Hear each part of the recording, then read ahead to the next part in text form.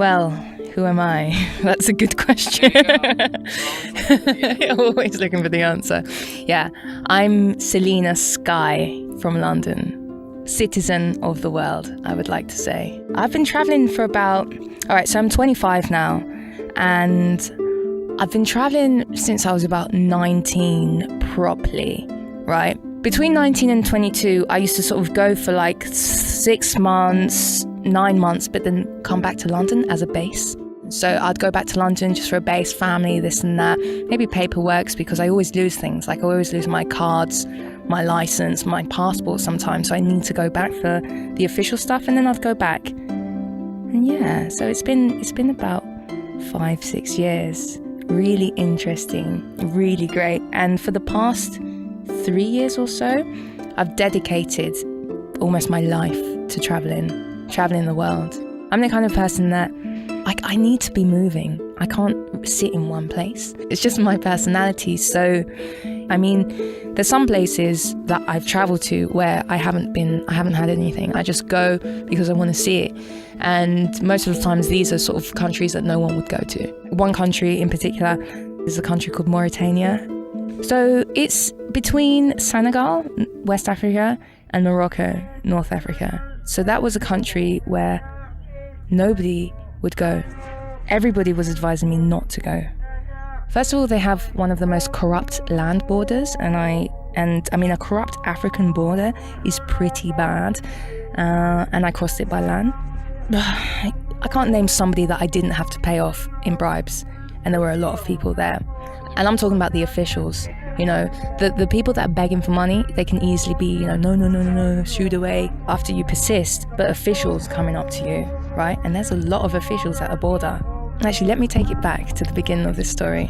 So I'm in a taxi from a place called St. Louis in Senegal, a really beautiful place, really beautiful. And St. Louis is sort of the last major town before you get to the border. So I take the taxi ride, and this is kind of like a 6-person taxi. We're all squeezed up. I've got babies on my lap from, I don't know where the mum is, somewhere behind me, because kids don't get a single seat. You are cramped up like that. And then we go there, and then there's checkpoints as you get closer to the border between Senegal and Mauritania. So the guy at the last checkpoint, he looks in the car, he sees me, and then he sees another guy who looked kind of wealthy. And I didn't look wealthy, but I look different. I mean, I don't look like the typical person who's crossing the border that day, basically, or any day.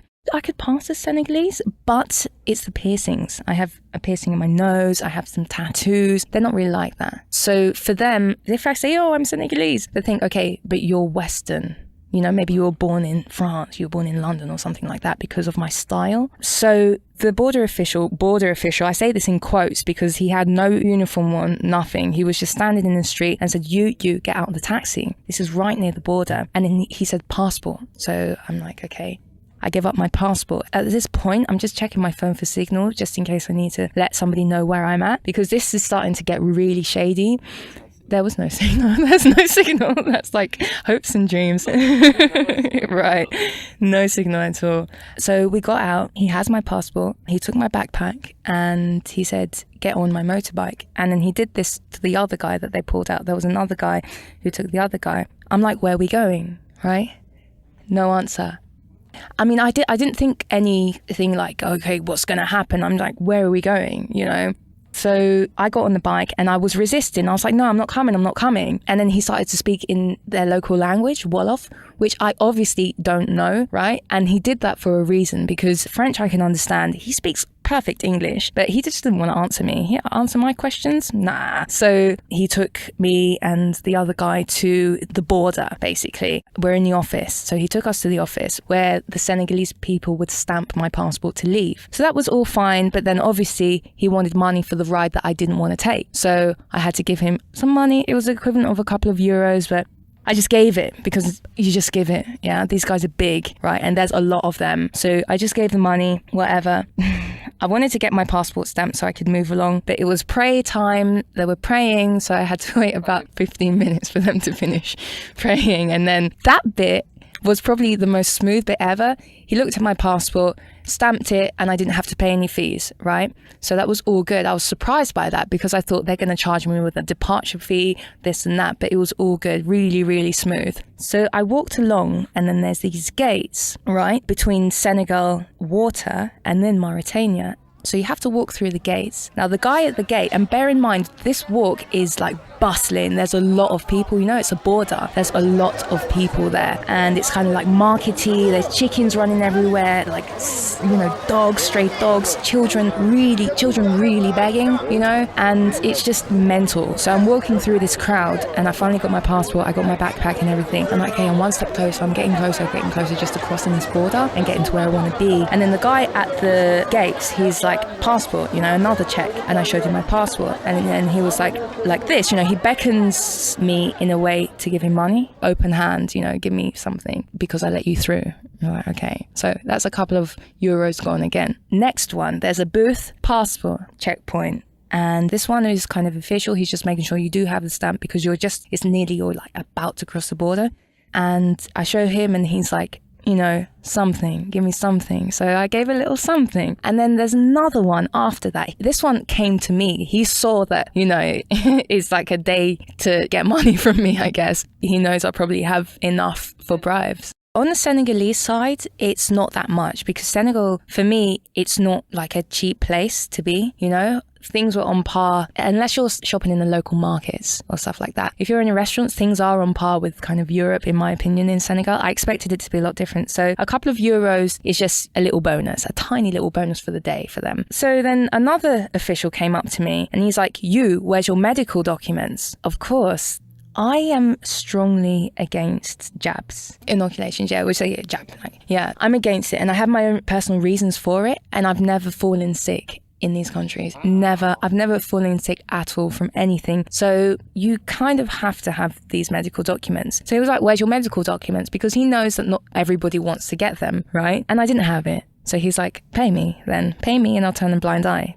He said 20,000 CFA, which is their currency. And that's a bit more of a bribe than I'd been paying because, you know, it's turning a blind eye. That is one that I was willing to give happily because I didn't want to get those jabs. So I paid that, and then I saw the water. So between Senegal and Mauritania, there is this filthy river. I mean, you think like swamp, you know, dirty, probably crocodiles, snakes inside, all of that. There's this dirty river, which I did not see on the map. But then when I look closer, it is, but it's like a thin line, so you can't really see it because it's not big. It's just absolutely filthy. So I'm like, okay, the border's on the other side. I'm on this side. Oh, I need to get a little canoe thing and I need to pay again. You know, probably extra, right? So I get in it with a lot of people. A lot of people are there. People are just like moving around and pushing each other, trying to get on. And the little boat is rocking and everything like that. I get on it and I'm starting to calm down. Like, okay, I'm crossing Africa's most corrupt border and I'm nearly halfway. You know, I was like, yes, achievement, you know? Gold star. So I get in the boat and I've got this picture on my Instagram. It is me before the following incident happened. So I get in the boat and I'm all happy over it, and I had my passport in my pocket, in my right trouser pocket, and I just felt for it halfway through this boat ride, which only took about 5 minutes, and it wasn't there.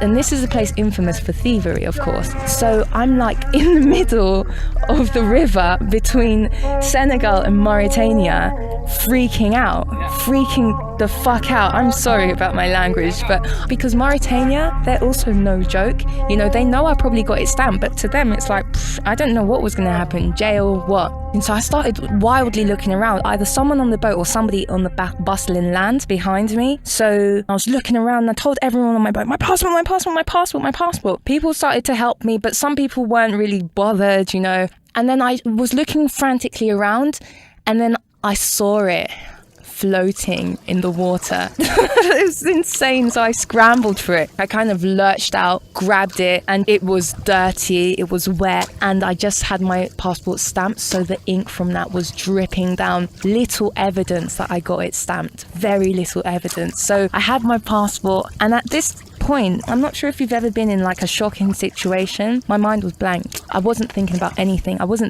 couldn't think because the impact was too strong. I went blank.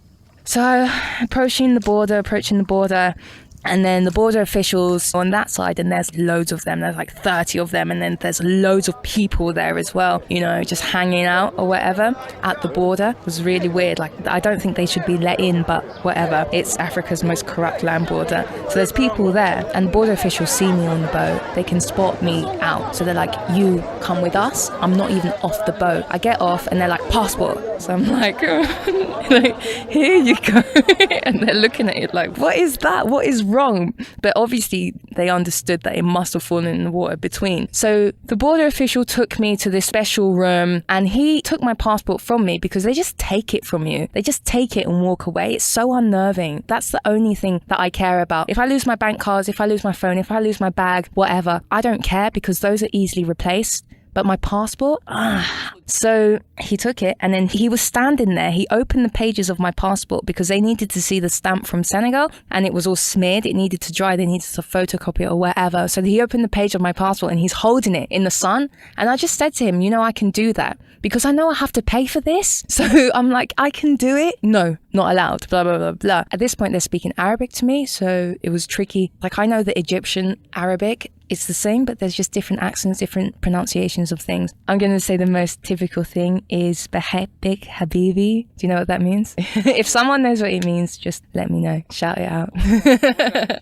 So he's holding my passport. I'm like, okay, am I going to get let in? Am I going to have to go back, you know, across this border?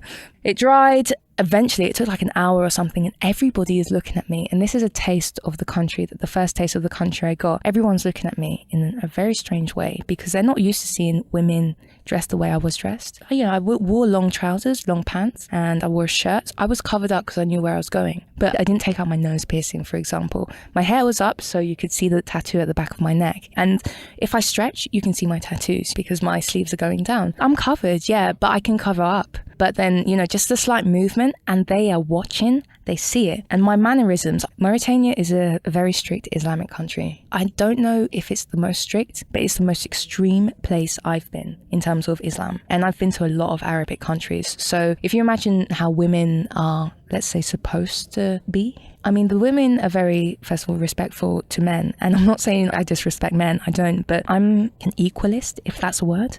So they're very differential to men. A woman cannot talk to a man like directly. She might have to get permission. It might have to be her husband if they're engaged in full-blown conversation. But it can't just be like the way I'm talking to people. I'm walking up to people. Where's the directions? Bam, bam, bam. Let me know this, blah, blah, blah, blah. Yeah, and they're like, whoa, what kind of woman are you? So I stood out in many ways, and my mannerisms as well. And this is actually something that got me in real trouble in this country a few weeks later. Anyway, my passport dried and they gave me my visa and everything, and I got into the country. So that's where I'll leave that story because this is like, it's a whirlwind of things happened. I mean, I would say it's the worst country I've been to, and I don't say that lightly. I think the crossing, I mean, that was just a taste of what was to come. It set the tone, but when I got there, it was rough. It was really rough. And when I talk about it now, I still feel the effects. I still feel the moment I changed. I feel the moment I changed. And that's weird because I suffered over there and they made me suffer and I had to suffer. You know, it's like in most situations, you can get yourself out of it. You dig yourself out of a hole or whatever, or you can, you know, work around it or whatever. But in that country, I couldn't. I felt helpless. I felt disrespected. I felt like less than nothing. I understood what it felt to be disrespected. Truly disrespected. You know, there's a lot of displaced hate that happens in the world. You know, it happens through racism, sexism, homophobic, etc. There's a lot of, it's displaced. But for somebody to look you straight in your eye and truly mean it when they disrespect you, I never felt that before. So it made me tougher for sure. And wow, I'm different now. I've changed now. Because this is a kind of situation that shapes you, and it shaped me. Yeah.